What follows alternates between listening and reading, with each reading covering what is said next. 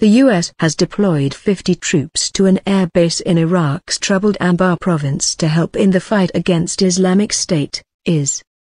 A Pentagon spokesperson said the military advisors would examine site facilities and support Iraqi forces.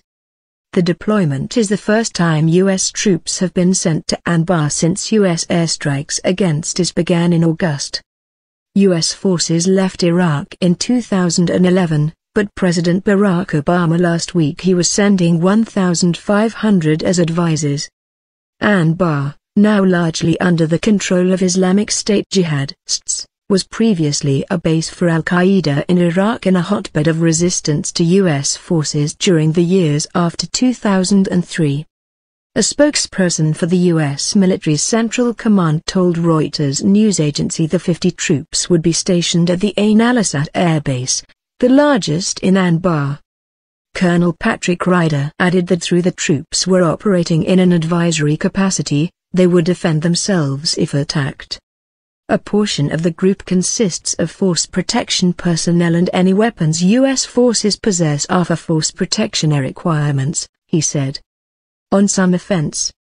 On Sunday, Mr. Obama said the fight against IS was entering a new phase after 4 months of airstrikes. His decision to deploy 1,500 extra troops, at a request from the Iraqi government, will almost double the U.S.'s current contingent in Iraq. Rather than just try to halt IS's momentum, we are now in a position to start going on some offense, the president said. However, Mr. Obama has been adamant that U.S. troops, which he withdrew from Iraq in 2011, will not resume combat, insisting that they are there to train and advise.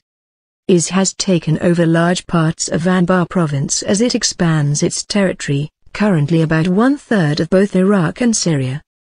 A U.S.-led coalition has launched more than 400 airstrikes on the group in Iraq since August, and more than 300 across the border in Syria.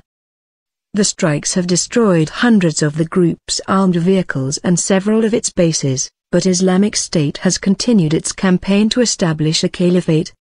On the 2nd of November, officials in Anbar said IS militants had killed at least 322 members of a Sunni tribe who had tried to resist the jihadists, but tribal leaders told the BBC the real toll was more than 630.